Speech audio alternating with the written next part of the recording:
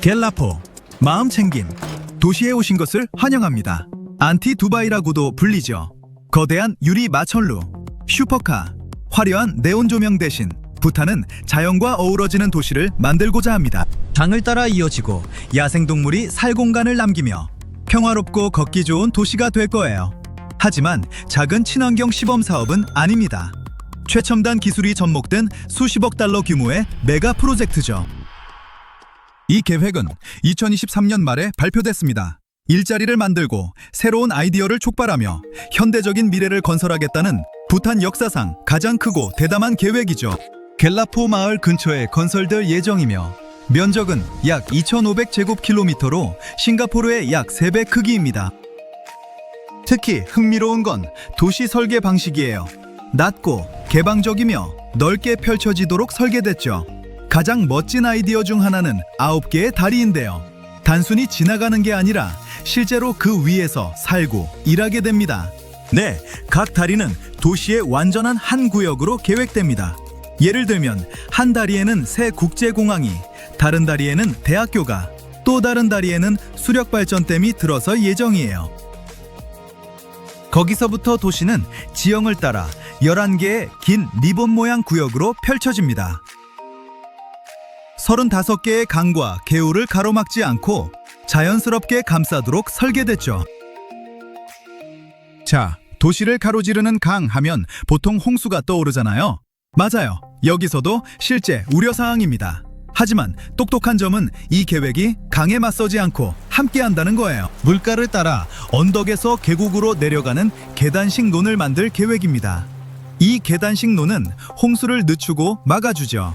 동시에 자연을 위한 녹색 통로 역할도 해요. 동물들이 계속 이동할 수 있고 코끼리 이동 경로도 유지되니까 도시가 커져도 야생동물이 밀려나지 않습니다. 각 구역은 만다라처럼 배치되어 중앙광장을 중심으로 같은 패턴이 반복됩니다. 그곳이 바로 사람들이 만나고 산책하고 함께 시간을 보내는 곳이에요. 도시는 자연과 가깝게 유지되어 나무보다 높은 건물은 없을 거예요. 야생동물 보호구역과 농지 근처에는 건물을 최소화하고 대부분 주거용으로만 지어서 그 지역이 조용하고 보호받게 합니다. 자, 이미 엄청나게 야심차고 매력적인 건축 프로젝트로 들리죠. 그런데 마음 챙긴 부분은 어떨까요? 핵심은 이겁니다. 이 도시는 부탄의 행복 우선 철학을 근본적으로 반영하도록 설계됐어요. 겔라포 마음챙김 도시는 경제 성장뿐 아니라 거주하는 모든 사람의 개인적 행복에도 집중할 거라고 합니다. 주민들이 현대적인 첨단 도시를 누리면서도 자연과 조화롭게 살길 원하죠.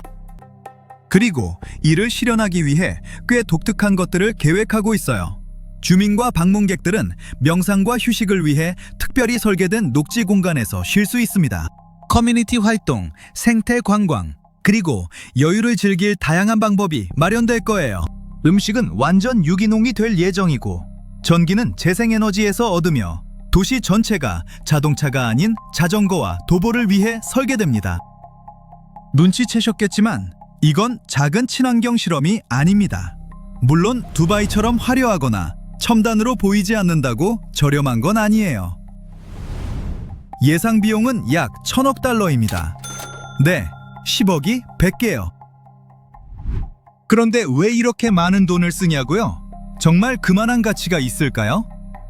네, 있습니다. 이 새로운 마음챙김 도시가 나라 전체를 구할 수도 있거든요. 부탄은 메릴랜드보다 약간 큰 남아시아 국가입니다.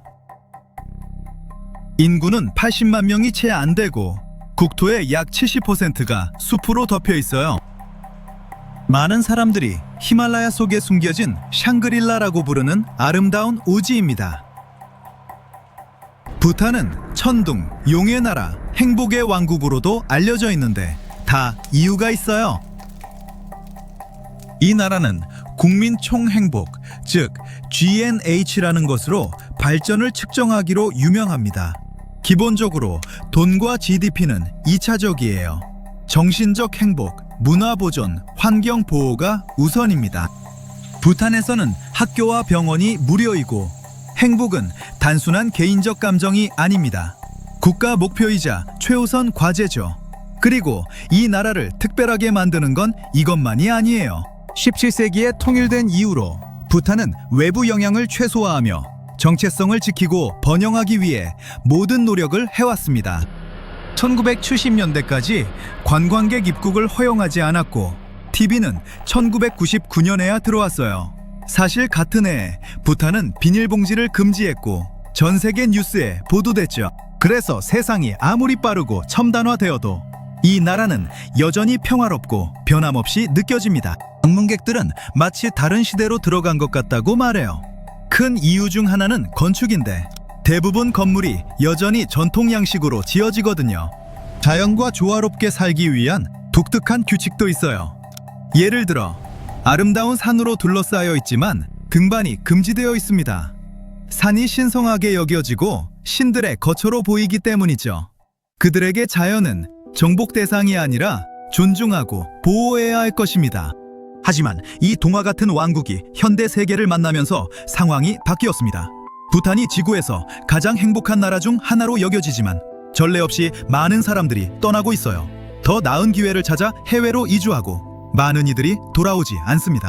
추정에 따르면 지난 몇 년간 인구의 약 9%가 떠났고 대부분 젊은이들이에요. 호주가 대표적인 예입니다. 2020년과 2024년 사이에 호주로 이주한 부탄인 수가 2배로 늘었죠. 이런 일이 일어나는 큰 이유는 실업률 증가입니다. 관광업이 주요 수입원 중 하나인데 2020년 초에 무슨 일이 있었는지 다들 아시잖아요. 그 이후로 계속 내리막이에요. 예를 들어 2023년에 부탄을 찾은 방문객은 2019년에 약 3분의 1 수준이었어요. 관광업이 이렇게 급감하면 사람들이 직접 타격을 받습니다. 많은 근로자가 일자리를 잃고 새로운 기회도 줄어들죠. 그래서 부탄에서 행복하게 살더라도 많은 사람들이 더 안정적인 미래를 찾아 떠나야 한다고 느낍니다. 하지만 당국은 국내에 좋은 일자리를 만들면 그들을 다시 데려올 수 있다고 믿어요. 바로 여기서 겔라포 마음챙김 도시가 등장합니다. 장기적으로 이곳이 청정기술과 혁신의 중심지가 되어 글로벌 투자를 유치하고 부탄 경제를 크게 성장시키길 원해요. 계획대로 되면 정말 엄청날 겁니다. 자, 마음챙김 도시 아이디어에 설득되셨나요? 그렇다면 아마 벌써 언제 이사 갈 수 있지? 라고 생각하실 텐데요. 미리 말씀드리자면 하루아침에 생기진 않아요. 이 정도 규모의 프로젝트는 시간이 필요합니다. 겔라포 마음챙김 도시는 단계적으로 건설됩니다. 민간 파트너들이 자금을 지원하고 도시에 필요한 모든 것을 만들죠. 도로, 다리, 공항, 주택, 학교, 병원, 그리고 각종 사업체까지요. 목표는 첫 7년에서 10년 안에 약 15만 명이 거주하는 것입니다. 그리고 전체 프로젝트가 완료되면 100만 명 이상의 주민이 입주할 것으로 예상해요. 예상에 따르면 도시가 완전히 완공되기까지 약 20년이 걸릴 겁니다. 하지만 솔직히 그 기다림은 충분히 가치가 있을 거예요. 부탄은 이곳이 자국민을 고향으로 불러올 뿐 아니라 국제 투자자들도 끌어들이길 바랍니다. 모든 게 잘 되면 이 도시가 나라 경제를 재편하고 부탄에게 더 강하고 희망찬 미래로 가는 문을 열 수 있을 거예요. 몇 년 전인 2019년, 호주 사람들은 북쪽의 홍수로 범람한 물을 이용해 서쪽과 남쪽의 건조한 지역을 돕는 아이디어를 채택했습니다. 이 계획은 뉴 브래드필드 계획이라는 이름을 얻었죠. 이 계획은 1930년대에 나온 오래된 아이디어를 기반으로 했어요. 이 아이디어는 북쪽에서 생긴 홍수로 인한 물을 모아 남쪽과 서쪽으로 이동시키는 것이었습니다. 하지만 원래 계획은 실현되지 않았습니다. 수년 동안 많은 전문가들이 이 계획이 성공하지 못할 것이라고 말했죠. 퀸즐랜드의 건조한 지역에서는 가뭄 문제 해결에 잠재적으로 도움이 될 수 있겠지만 너무 비싸고 건설이 까다로웠기 때문입니다. 이 아이디어는 오래전 존 브래드필드라는 엔지니어가 처음 소개했습니다. 그는 퀸즐랜드 북부의 강에서 홍수를 끌어와 호주에서 가장 건조한 지역 중 하나인 내륙 에어 호수로 보내고 싶었습니다. 그는 댐, 펌프, 초대형 파이프, 심지어 터널을 이용해 호주의 거대한 산맥인 그레이트 디바이딩 레인지로 물을 운반할 계획이었어요. 가장 큰 댐은 지옥의 문이라고 불렸고 브래드필드는 원래 계획했던 것보다 2배 더 큰 댐을 원했습니다. 이렇게 하면 펌프와 중력을 이용해 그레이트 디바이딩 레인지 위로 물을 옮길 수 있었죠. 그러면 물은 남쪽으로 흘러 휴겐든 같은 곳 근처의 농지를 관계하는 데 도움이 될 거예요. 이는 날씨를 변화시키고 더 많은 비를 내리게 하며 메마른 땅을 푸른 농장으로 바꿔놓을 겁니다. 결국에는 에어호수에 도달하여 사막을 녹색의 성장지역으로 바꾸게 될 거예요. 그렇게 되면 호주는 더 많은 식량을 재배하여 다른 나라에 판매하고 더 많은 일자리를 창출할 수 있습니다. 그는 이 지역이 국가의 식량 공급원이 될 수 있기를 바랬습니다. 한동안 사람들은 이 계획에 대해 많은 이야기를 나눴고 그 아이디어가 마음에 들었습니다. 그들은 농사 방식을 바꿀 수 있다고 생각했어요. 심지어 어떤 사람들은 자연이 이미 땅을 물로 채울 계획을 세웠다고 믿었습니다. 마른 땅과 호수바닥이 사용되기를 기다리고 있다면서요. 심지어 비가 산의 반대편에 내리면 브래드필드의 계획이 이를 해결할 수 있다고 말하기도 했습니다. 하지만 당국이 이 아이디어를 조사했을 때 큰 문제점을 발견했어요. 가장 큰 문제는 비용이 너무 많이 든다는 것이었습니다. 게다가 완전한 조사를 수행할 과학자나 엔지니어도 충분하지 않았어요. 땅은 너무 건조하고 척박했습니다. 실제로 얼마나 많은 물이 그곳에 도달할 수 있을지 아무도 확신하지 못했습니다. 게다가 브래드필드의 측정치 중 일부, 특히 댐 높이가 잘못됐어요. 그래서 1947년 댐을 건설하더라도 그만한 가치가 없을 것이라며 공식적으로 프로젝트를 중단했습니다. 결국 칠레의 일부 지역처럼 바다와 인접한 곳도 여전히 메마른 상태를 유지하고 있어요. 큰 호수가 생긴다고 해서 더 많은 비가 내리지 않을 수도 있습니다.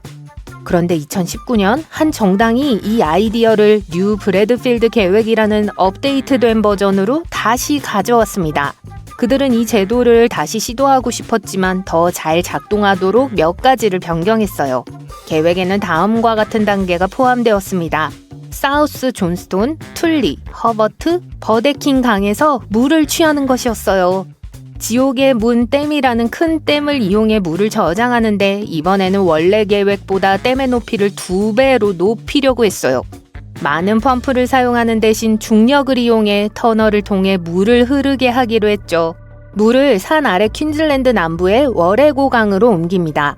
이 물을 이용해 태즈메이니아보다 더 넓은 휴겐든 남쪽과 서쪽의 건조한 지역에서 농작물을 재배하여 결국 이 지역을 식량 공급원으로 바꾸는 거죠. 한편 전체 프로젝트에 얼마의 비용이 들지는 밝히지 않았습니다. 하지만 호주 국립과학기관이 이 계획의 효과를 확인하기 위해 2천만 달러를 지출하겠다고 약속했습니다. 이 혁신적인 아이디어는 좋게 들리는데 왜 80년 넘게 수많은 전문가들이 안 될 것이라고 말했을까요? 브래드필드는 1941년에 자신의 아이디어에 4천만 파운드의 비용이 들 것이라고 했어요. 오늘날로 치면 약 32억 달러에 해당합니다. 새로운 버전은 150달러가 넘는 비용이 들고 건설에 10년 이상이 걸릴 수 있습니다. 또한 자연을 아끼는 사람들이 걱정하고 있어요. 그들은 물이 원래 가는 곳에서 물을 빼앗으면 동식물에 해를 끼칠 수 있다고 설명합니다. 침입성 동식물이 새로운 장소로 퍼질 수 있어요. 물고기와 다른 동물이 사는 강과 바다를 엉망으로 만들 수도 있습니다. 심지어 이러한 자연적인 물의 흐름에 의존하는 해안 근처의 마을과 기업에도 피해를 줄 수 있습니다. 그렇지만 일부 사람들은 이 아이디어가 특히 농부들을 돕고 가뭄 문제를 해결하기 위해 할 가치가 있다고 생각했습니다. 하지만 2022년 정부는 브래드필드 계획으로 퀸즐랜드 서부의 가뭄 문제를 해결하려는 시도를 중단하기로 결정했습니다. 전문가들은 이 계획을 면밀히 검토한 결과 효과가 없을 것이라고 말했어요. 문제요? 이 계획을 실현하기에는 항상 물이 충분하지 않다는 거예요. 이 계획의 새로운 비용은 300억 달러가 넘는다고 하니 엄청난 금액이 아닐 수 없습니다. 개인 제트기와 호화 요트 한 척을 살 수 있는 금액이죠. 전문가들은 그 정도의 돈을 쓰려면 물이 엄청나게 많이 필요하다고 말하지만 물은 존재하지 않습니다. 이들은 하나의 거대한 프로젝트 대신 비와 폭포가 있는 곳과 가까운 곳에서 소규모 수자원 프로젝트를 진행할 것을 제안했습니다. 미니 브래드필드 그리드라고 불리는 이 소규모 프로젝트는 퀸즐랜드 해안을 따라 4곳에 설치될 겁니다. 이 작은 그리드는 일부 지역에 비가 많거나 적을 때 물을 공유할 수 있어요. 정부기관의 다른 과학자들도 이 계획을 검토했고 모두 동의했습니다. 일이 순조롭게 진행되더라도 브래드필드 계획은 여전히 문제를 일으키고 비용이 너무 많이 드는 반면 미니 프로젝트는 더 그럴듯해 보였습니다. 그들은 산 서쪽의 건조한 지역이 본격적인 브래드필드 계획 없이도 더 잘할 수 있을 것이라고 생각해요. 그 지역에는 더 쉽고 저렴하게 식물을 키우고 물을 얻을 수 있는 방법이 있습니다.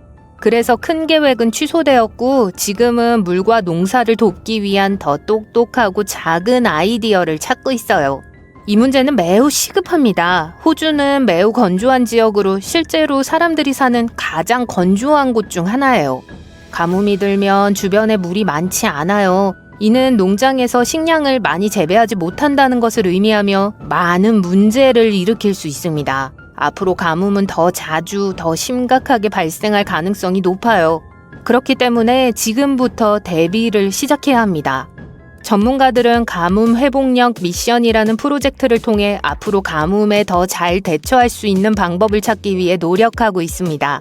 한 전문가는 가뭄이 실제로 호주에 얼마나 많은 비용을 초래하는지 조사했어요. 그의 연구에 따르면 가뭄은 농장, 일자리, 마을, 심지어 국가 전체에 이르기까지 많은 피해를 입힐 수 있다고 해요.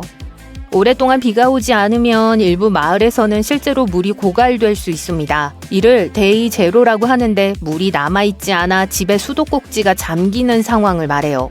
2020년에 퀸즐랜드의 스탠소프라는 마을이 데이 제로를 맞았습니다. 다른 50여 개의 마을도 비슷한 상황에 처했어요. 이런 상황이 발생하면 물을 구할 수 있는 유일한 방법은 트럭으로 물을 가져오는 것뿐인데 이는 엄청난 비용이 듭니다. 스탠소프는 1년 반 동안 매일 약 40대의 트럭으로 물을 가져와야 했어요. 매달 약 80만 달러의 비용이 들었습니다. 결국 물을 구하는 데에만 1,400만 달러 이상을 지출했습니다. 다행히도 다시 비가 내리기 시작하면서 댐이 다시 채워졌습니다. 하지만 당국은 이런 일이 다시 일어나지 않도록 하기 위해 노력하고 있어요. 마을에 다시는 그런 일이 일어나지 않도록 대비할 수 있도록 돕고 싶어 해요. 가뭄은 물만 망치는 것이 아니라 사람들의 건강도 망칠 수 있기 때문이에요. 모든 것이 마르면 식물은 사라지고 토양은 느슨해집니다. 그러면 바람이 이 흙을 빨아들여 거대한 먼지 폭풍을 일으켜요. 이러한 먼지 구름은 시드니와 같은 대도시까지 아주 멀리 날아갈 수 있어요. 바로 2018년에 일어난 일이에요. 공기가 너무 나빠져서 어린이, 노약자, 호흡기 질환이 있는 사람은 매우 조심해야 했어요. 먼지로 인해 일부 농작물이 망가지고 과일을 비롯한 다양한 식품이 먹기에 안전하지 않게 되었습니다.